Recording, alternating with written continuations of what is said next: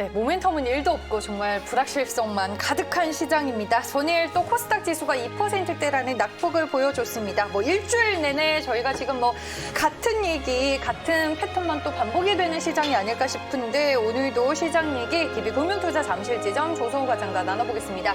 안녕하세요. 안녕하세요. 네, 옆에서 제 말에 또 격하게 공감을 하고 계셨습니다.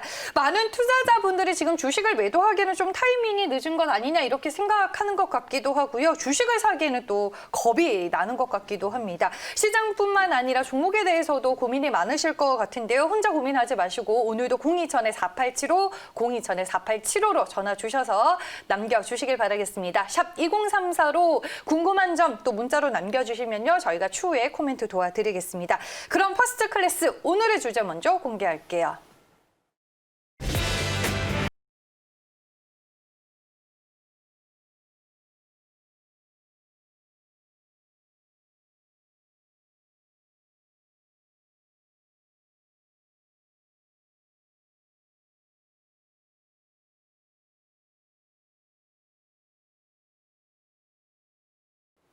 네, 돌고 돌아 제자리입니다. 이 말 정말 격하게 공감이 되네요. 아니, 네. 정말 일주일 내내 같은 얘기만 한 것 같아요, 시장에서. 2주째 같은 이야기. 2주째인가요? 네, 2주째 같은 이야기 하고 있어요. 그러니까 돌고 돌아 제자리, 뭐 다람쥐 쳇바퀴, 그죠? 그리고 네. 뭐 말짱 도루묵, 뭐 허공에 뭐 삽질 뭐 이런 상황을 표현하는 어휘가 참으로 많아요. 참 한글이 네. 참 아름다운 언어다. 이거보다 더 많은데. 네. 일단 뭐 사실 계속적으로 우리는 이제 대외 불확실성으로는 이제 미국의 대선과 경기 부양책, 특히 최근에 이제 경기 부양책의 어떤 진전 여부에 따라서 시장이 일일비하는 그런 양상으로 고착화돼 가고 있고, 그리고 대내적으로 역시 이제 대주주 양도세, 어제도 말씀을 드렸지만 기획재정부 국정감사에서도 뭐 별다른 반전은 없는, 그러니까 3억을 뭐 계속 이제 강행을 하겠다라는 입장이 좀 나오다 보니까 결국 이제 시장은 또 다시 우리 같은 이야기를 또 할 수밖에 없는 그런 상황이 되었습니다. 그런데 그 시장은 참 신비로운 존재라는 게 뭐냐면 이런 불확실성이 계속 시장을 흔들다가도 어느 순간에 그 불확실성의 그 내성을 또 확보합니다. 그리고 이제 그것을 상수로 달고서 또 움직이는 것이 또 시장이에요. 그러니까 이것은 어떤 이야기였냐면 여기 이제 어머님, 아버님들 보시게 되면 이제 어느 순간부터 이제 안 아프던 무릎이 이제 그 시큰거리고 아프실 때가 있잖아요. 네. 그러면 이제 처음에는 굉장히 그 거동하시는 게 이제 불편하시다가 어느 순간에는 이제 그냥 난 원래 무릎이 안 좋아하면서도 거기에 또 순응하고 적응하고 또 이제 잘 다니신단 말이에요. 그러니까 시장도 어느 정도 이런 불확실성이 같은 패턴으로 지속이 된다면 적응을 또 할 수가 있다라는 거예요. 그러니까 이런 부분에 대해서 우리가 시장이 좀 내성을 확보하는 그런 구간을 좀 기다려볼 필요가 있고, 자, 시장을 한번 점검을 해봤는데 오늘 이제 코스닥부터 네. 어제 코스닥의 장중 흐름을 한번 보시죠. 좀 아쉬워요. 그러니까 어제는 그냥 요약을 하자면 그러니까 결국엔 경기 부양책 합의 지연 기대감으로 개파락을 했죠. 하지만 좀 버텼어요. 그런데 결국에 이제 대주주 양도세 현행대로 한다 그러니까 쭉 빠진 거예요. 그러다가 이제 2시, 약속의 시간 2시 제가 최근에 말씀드리잖아요. 약속의 시간 2시에 낙폭을 축소하나 싶더니 다시 주저앉아서 어제는 종가가 이제 고가로 끝났다라는 거죠. 그러니까 저는 어제 아침에 이런 말씀을 드렸습니다, 여러분. 그러니까 대주주 그 양도세 이슈로 이제 기획재정부 국정감사가 있는데 그냥 기대치를 낮추고 그냥 뭐 원래대로 그냥 가나 보다. 그렇게 그냥 생각을 하고 보자라고 말씀을 드렸는데 시장 참여자들은 그러지 않았던 모양이에요. 네. 그러니까 내심 기대를 했던 그런 모양입니다. 그래서 어제 그냥 예정대로 하겠다라는 그런 소식에 이제 다시금 좀 낙폭을 키우는 그런 모습이었어요. 그러니까 종가가 저가로 끝났기 때문에 역시 이제 연말까지, 그러니까 해마다 그랬죠. 뭐 해마다 뭐 대주주 양도세 이슈 때문에 코스닥은 많이 피곤했는데 올해도 결국에 이제 그 데자뷰가 나타날 공산이 좀 커지는. 그러니까 당분간은 좀 중소형주나 코스닥 쪽은 좀 보수적으로 볼 수밖에 없다. 뭐 이런 말씀 좀 드리고. 그래서 어제도 이제 상대적으로 더 밀렸군요. 그렇죠. 네. 근데 반면에 이제 코스피는 좀 다릅니다. 이제 코스피의 장중 흐름을 한번 볼게요. 코스피는 어제 이제 그런 이슈로 같이 움직였죠. 뭐 개파락했다가 버티다가 양도세 이슈 그대로 간다 하다가 이제 낙폭을 줄였는데 계속 줄여내고 오히려 종가를 더 높여서 이제 끝냈다. 그러니까 지금 상황에서 역시 이 코스피와 코스닥의 어떤 양극화가 어느 정도 이루어지고 있는 상황이고, 코스피는 제가 이제 늘 말씀드리죠. 꾸준하게 그 실적선이 60일선을 지지해주는 그런 모습을 굉장히 집요하게 보여주고 있다라는 거죠. 예, 집요. 그리고 네. 최근에 그 우호적인 환율 여건 덕분에 외국인이 강하게 사진 않지만 우리 시장에 제한적인 매수세를 유입시켜 주고 있잖아요. 그죠? 그러니까 그런 어떤 연장선상에서 본다면 이 코스피의 상대적인 강세는 충분히 납득이 가능한. 아니 저는 뭐 어제 코스피 시장을 보니까 그래도 시장 약세 속에서 버텨주는 종목들이 좀 확실히 눈에 띄긴 그게 하더라고요. 이제 최근에 제가 말씀드린 네. 뭐 은행주나 화학도 유통주나 있고. 그렇죠. 네. 그러니까 이를테면 이런 거 있잖아요. 그냥 업종 차트 하나만 간단히 보면서 말씀을 네. 드리자면 예를 들면 이제 은행주의 일봉 차트로 한번 가볼게요.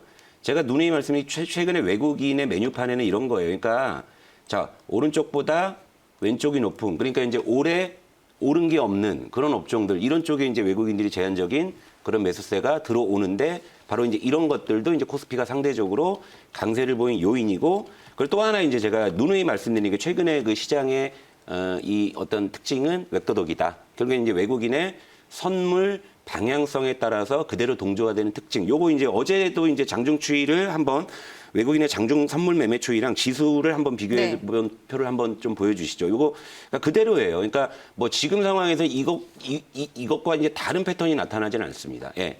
그러니까 파란 선이 외국인의 장중 선물 매매 추이고 그 얇은 검은 선이 이제 그 지수 추이예요. 그러니까 그냥 동조화 되는 거예요. 예, 동조화 되고 있다. 그러니까 어제도 이제 외국인이 코스피는 몇백억 정도 매도를 했지만 선물적으로 오히려 매수해주는 그런 흐름들. 그러니까 2주째 지금 같은 이야기 하고 있는 거예요, 지금. 예. 네.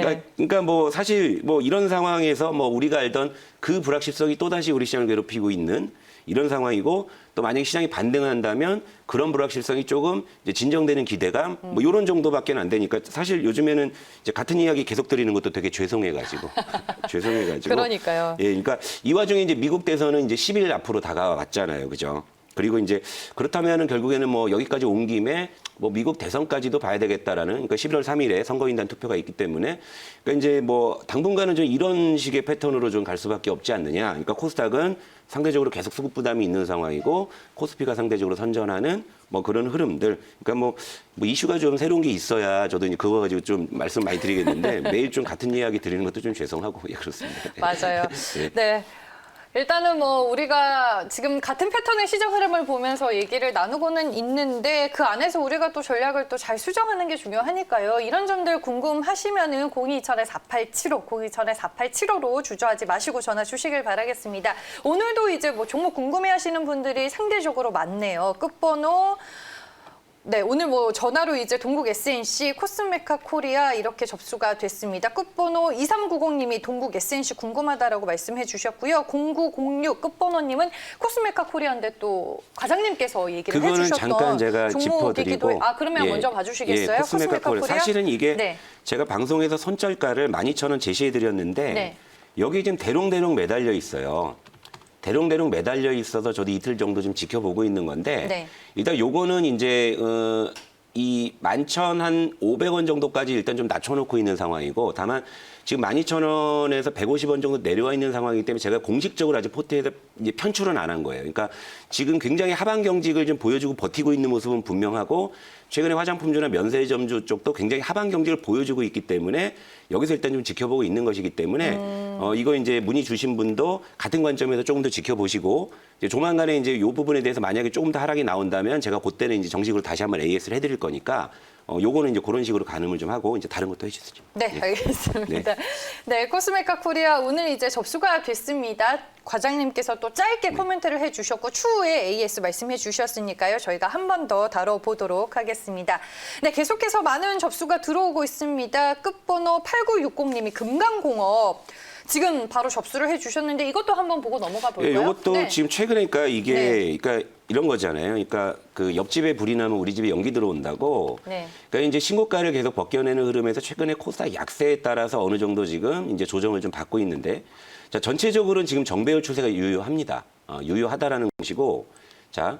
연초 대비해서 여전히 이 친구도 오른 게 없기 때문에 양도세 이슈에서는 지금 자유로운 그런 상황이에요. 그러니까 요거는 일단은 개별적인 모멘텀을 기대해보고 일단 3분기 실적이 제가 좋은 쪽으로 전망을 하고 있죠. 그러니까 제가 이런 종목들 여러분들께 소개해드릴 때는 제가 회사 IR에 문의해서 제가 그런 내용들을 토대로 말씀을 드린다 말씀드렸잖아요. 그러니까 일단 요건 3분기 실적 발표 때까지, 그러니까 11월 한 뭐 10일 전후 뭐 이렇게 좀 예상을 하는데요. 그때까지는 저는 그냥 홀딩 말씀을 좀 드리도록 할게요. 네. 네, 알겠습니다. 저희가 이제 방금 전화 접수가 된 종목 저희가 상담을 도와드렸고요. 오늘 이제 전체적으로 어떤 종목들 문의가 왔는지 한번 정리를 해보겠습니다. 네, 저희가 코스메카 코리아와 금강공업은 조금 앞서서 상담을 도와드렸습니다. 문자로 이제 YG 엔터테인먼트, KPM 테크 또 궁금하다라고 남겨주셨는데 저희가 이제 오늘 좀 봐드리면 좋을 것 같아요. YG 엔터테인먼트 최근에 빅히트 상장과 함께 엔터주들이 진짜 많이 내렸거든요.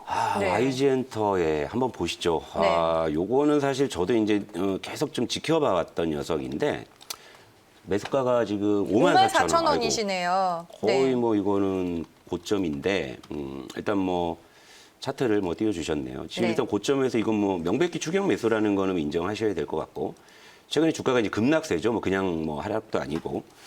자, 사실 요거는 좀 설명을 드려야 될 게 YG 엔터테인먼트에 대한 주가는 그동안 이제 빅히트를 기준으로 많이 이제 시장에서 평가를 해왔죠. 네. 근데 이제 이걸 두 가지 시각에서 볼 수 있는 거죠. 그러니까 첫 번째는 뭐냐면 자, 빅히트의 예상 시가총액이 벌써 막 시장에서 화두가 됐잖아요. 뭐 10조 원도 갈 것이다, 뭐 이런 얘기. 그러니까 그걸 기준, 야, 빅히트 시총이 10조가 안 되는데 왜 YG가 뭐 이거 뭐 5천억도 안 돼? 이런 논리가 YG 엔터테인먼트의 주가를 끌어올린 1등 공신입니다. 1등 공신. 예. 그러니까 빅히트가 저렇게까지 밸류를 받는데 야, YG가 이거밖에 안 돼. 이런 논리가 먹힌 거예요. 그래서 이제 다른 엔터주들도 그런 기대감, 빅히트 상장 기대감에 동조해서 많이 올랐죠. 많이 올랐는데 빅히트가 언제 상장했습니까? 빅히트는요, 언제 이번에 상장했죠. 자, 10월 15일, 그러니까 상장한 지 일주일밖에 안 되잖아요. 그런데 YG로 다시 가볼게요. 네. 자, 그런 기대감이 있음에도 불구하고 YG의 주가는 이미 9월 달에 고점을 찍고 조정을 받기 시작했어요. 이것은 뭐냐면 처음에는 빅히트 시총이 얼마인데 YG가 왜 이거밖에 안 되라는 논리로 올라갔는데 시간이 지나니까 이제 거꾸로 어떤 논리가 작용했냐면요. 야, YG 시총이 이거밖에 안 되는데 빅히트가 10조 이것도 좀 말이 안 되는 거죠. 그러니까 시장 이원령, 그러니까 귀에 걸면 귀걸이고 코에 걸면 코걸이인 거죠. 그러니까 이런 부분을 캐치하셨던 분들이라면 이제 미리 이제 빅히트가 상장하기 훨씬 이전에 이제 차익 실현하고 나왔던 건데 이 시청자님께서는 이제 그 타이밍을 놓쳐버리신 거. 오히려 그 구간에 오히려 팔아야 될 시점에 매수하신 거거든요. 네. 근데 죄송하지만 요즘에 이제 빅히트를 이제 다시 이제 시장이 냉각되면서 지금 이제 어제 최근에 급락을 했지만 6조란 말이에요. 더 빠진다는 시각도 굉장히 많아요. 그러니까 그렇다면 이 친구들도 동조화될 가능성이 있어요. 그러니까 저는 이거는 좀 정말 죄송한 말씀에 이런 말씀 드리는 거 저도 뭐 어지간하면 좀 부정적이고 자극적인 말씀 안 드리려고 하는데 이건 죄송하지만 좀 매도 의견 드리고 싶고 예, 종목을 네. 좀 교체해서 좀 더 좋은 방향으로 그러니까 절대 추격 매수 고점에서 추격 매수 좀 안 하셨으면 한다는 말씀. 그리고 짧게 한마디 더 드리자면 우리 시청자분들 정말 주식만 빼면요 너무나 지혜롭고 현명한 어머님 아버님들이라는 거 너무나 제가 잘 알거든요. 실제 개인적으로 뭐 오프라인에서 만나봬도 굉장히 지혜로운 분들이 많으신데 유독 이 주식을 하실 때만은 좀 제가 볼 때 너무 좀 아쉬운 부분들이 많아요. 우리가 마트나 백화점 가가지고 뭐 하다못해 배추 한 포기, 뭐 백화점에서 신발 한 켤레 사더라도 이게 세일을 하냐, 품질이 어떠냐 이런 걸 다 따져보고 사시는데 그 배추 그 수백 포기, 수천 포기 신발 수십 켤레, 수백 켤레에 달하는 그런 금액으로 주식을 사시는 데는 너무 그렇게 안 하신다는 점이 너무 제가 가슴이 아프거든요. 네. 그러니까 그 부분 여러분들 꼭 좀 참고하시고 절대 고점에서 추격 매수만큼은 우리가 안 했으면 한다는 말씀 좀 드리고 가겠습니다. 알겠습니다. 뭐 시장에서는 기다림도 미학이다라고 말씀을 해주시는 것 같습니다. 그 외에도 뭐 텔레칩스, 얼라인드 등등이 더 종목 상담으로 추가적으로 접수가 됐는데요. 저희가 방송이 끝나면 또 여러분들의 고민을 해결해 드리겠습니다. 지금까지 조성우 과장과 함께했고요. 퍼스트클래스 여기서 인사드리겠습니다. 고맙습니다.